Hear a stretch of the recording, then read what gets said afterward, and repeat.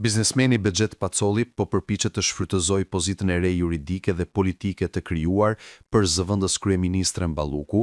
për të shpërtuar përballjes së tij me drejtësinë dhe për të justifikuar degdisjen e aeroportit të Vlorës si kolateral në një konsorcium për të cilin ende qeveria shqiptare nuk ka dhënë miratim, regjistruar në një offshore në Benin. Intervista e tij e fundit në Opinion tregon një shejtan budalla, siç do thoshin miqtë e tij turq, që bën sikur shpjegojnë gjithçka përveç atyre që duhet të shpjegojë. Pyetjet që duhet u përgjigjet Bexhet Pacolli janë se kush qëndron pas aksionerit të regjistruar në Benin që ka marrë një uaj 100 milion euro nga një fond investimesh, pa miratim të ortakut tjetër në aeroport, duke hipotekuar projektin e aeroportit dhe pse nuk e mbaron dot në kohë aeroportin, tani që përfundon afati koncesionit. Përpjekja e tij për të shantazhuar qeverinë duke shpjeguar se si u ndan aksionet në zyrën e zëvendës kryeministres nuk i japin asnjë legjitimitet gënjeshtarëve të tij, përveç se e bëjnë të pandehur edhe për një çështje tjetër, përveç asaj që i është kapur si hetim në prokurorinë e Tiranës. Pas deklaratave të tij, qeveria shqiptare duhet të përgatitet në marrjen në kontroll të koncesionit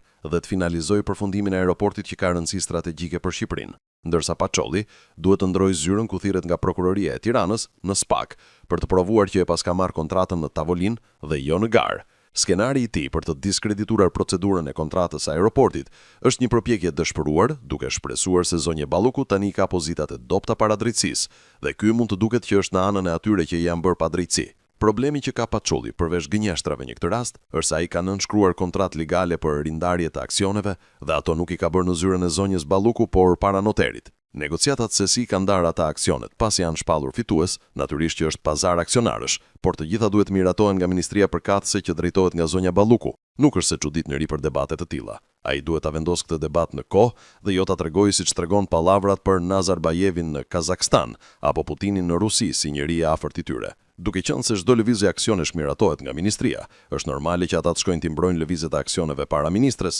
por kjo nuk e bën Pacollin as të pafajshëm dhe as të diskriminuar, për më tepër që po përpiqet të ruajë në mënyrë fiktive 98% të aksioneve duke na i hipotekuar aeroportin në offshore. Çdo fjalë e thënë prej tij është vepër penale dhe e bën atë subjekt të SPAK. Ai thjesht duhet të paraqitet atje dhe të dëshmojë ku e ka shitur aeroportin, a qëndrojnë rusët pas kompanisë në Benin dhe pse nuk ka shkuar në zyrën e ministrisë për të dëshmuar që po merr një huaj 100 milion euro nga një fond i huaj investimesh por të hipotekuar aeroportin. Pastaj, nëse ata e lënë të lirë të fluturojë, natyrisht që nuk shkel më në Shqipëri